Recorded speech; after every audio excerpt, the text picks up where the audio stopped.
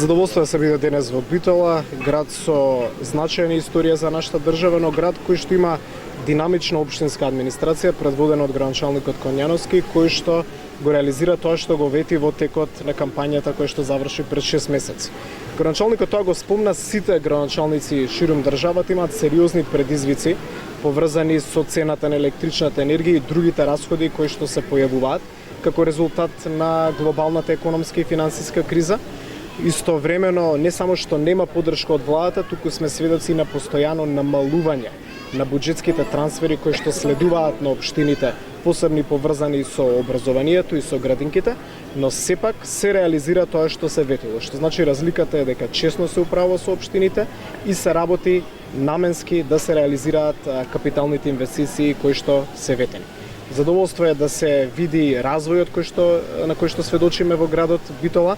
Тоа што го слушаме и од граѓаните е дека конечно Битола има градоначалник кој што постојано комуницира со граѓаните, има отворен слух за нивните проблеми и во таа насока верувам дека во следните 3,5 години Битола ќе го добие заслуженото внимание.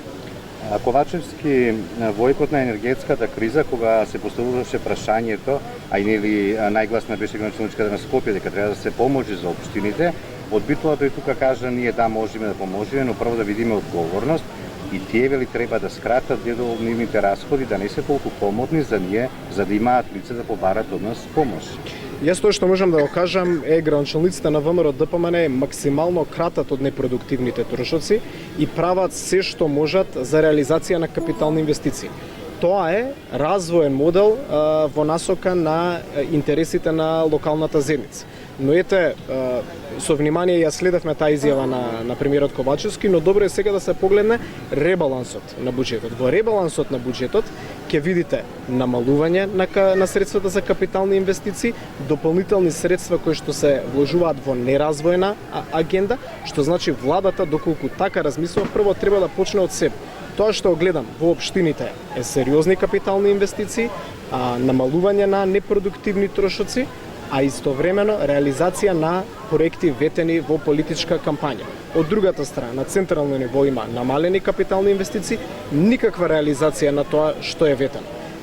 А тоа што им се прави на општините е постојани блокади и постојани проблеми од гледна точка на реализација на нивните надлежности. Баш на неколку такви случаи сме сведоци и во делот на работата на градоначалникот Конјановски. Мислите на мостот што е тука? Мислам на повеќе работи, не само на тоа, туку и во делот на предучилишното образование, тоа што се правеше во последниот период од страна на Министерството за труд и социјална политика, што значи наместо заеднички да седнеме, како што заслужуваат граѓаните, бидејќи граѓаните не ги интересира дали е владата предводена од СДСМ, а локалната власт предводена од ВМРО ДПМН. Граѓаните ги интересираат проекти и развој. И наместо заеднички да седнеме, единствено што гледаме е постојани препукувања преку медиум, а никако капацитет за соодветен диалог од страна на централната власт. Да, активна блокада во собранието и закажавте протеста да се вели Мицковски потребно еден месец да организира еден протест и тоа го толкуваат во смисла на тоа дека не може во партијата да ги држи сите работи под контрола и затоа месец дена ќе организира протест. Тоа е од една страна, од друга страна активна блокада во неактивно собрание. Во делот на коментарите на СДСМ за внатрепартиските состојби во ВМРО ДПМН.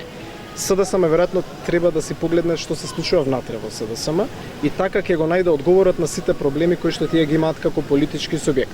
ВМРО ДПМН е партија која што е максимално обедината, тоа го покажавме и на локалните избори, но партија која што работи веќе на подготвување на програма за следни парламентарни избори, бидејќи не само државата, континентот, глобалната заедница е во сериозна криза и ние, за разлика од СДСМ кој што не нуди никаква развојна агенда, веќе размислуваме не само да ги решаваме проблемите на локално ниво, тоа го правиме, туку како треба да се решат и предизвиците на Македонија на национално ниво.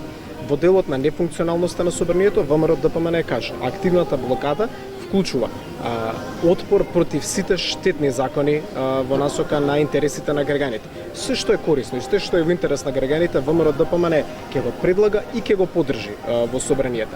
Фактот што нема ниту еден закон кој што е во интерес ни на мнозинството покажува дека нема никаков план и концепт за развојот на државата и тоа е дополнителна потврда дека ни се потребни парламентарни избори час поскоро. тие се категорични дека избори нема да добиете. Што ќе правите? Ние како политичка партија имаме план, стратегија, агенда како да предизвикаме парламентарни избори, да се случи протестот на 18 јуни и во следниот период ќе презентираме кои се нашите следни активности насочени кон предизвикување на предвремени парламентарни избори. Јас сакам да ги потстам и граѓаните. Ние сме партија која што повика на диалог, партија која што повика на лидерска средба, партија која што понуди 4 работни групи во клучните области каде што Македонија има криза во моментот. Капацитет, желба и волја за диалог немаше од страна на СДСМ и ДУИ и токму затоа очигледно е дека нема план како да се води државата, мора да се случат превремени парламентарни избори за да почнеме да работиме и на државно ниво, така како што работиме на локално ниво со програми и проекти. Уште едно прашање, дали во преговарачката рамка треба да влезат бугарските позиции?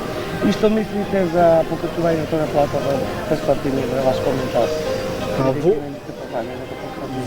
Во однос на номиналното зголемување на платата, кој што да, статистички се случува, но граѓаните се сведоци дека заради енормно зголемената инфлација, тие номинални средства им вредат се помалку. Доволно е само да го споредиме растот на цените на основните продукти кои што ги купуваме во маркет, растот на цената на енергенсите, очекуваниот раст на цената на струјата за отприлика еден месец, сето тоа влие и го удри стандардот на граѓаните кои што секојдневно живеат се посиромашно и посиромашно. И не е доволно доколку вие имате номинална зголемување на просечната плата, истовремено тоа не е доволно за стандардот на граѓаните, истовремено тоа значи дека немате вие зголемување на продуктивноста на економијата.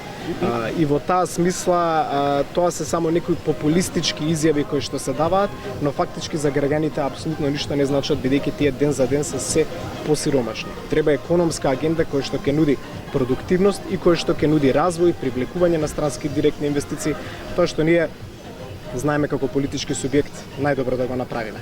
Во делот на надворешната политика би кажал дека Бугарија има такви ставови какви што има, кои што се неевропски, кои што не соодействуваат со демократските вредности на 21 век и тоа никако не би смееле да дозволиме и ние како држава кој што има свое влијание во како би изгледала преговарачката рамка доколку дојдеме до нејзе, такви ставови и гледишта да има внатре во преговарачката рамка.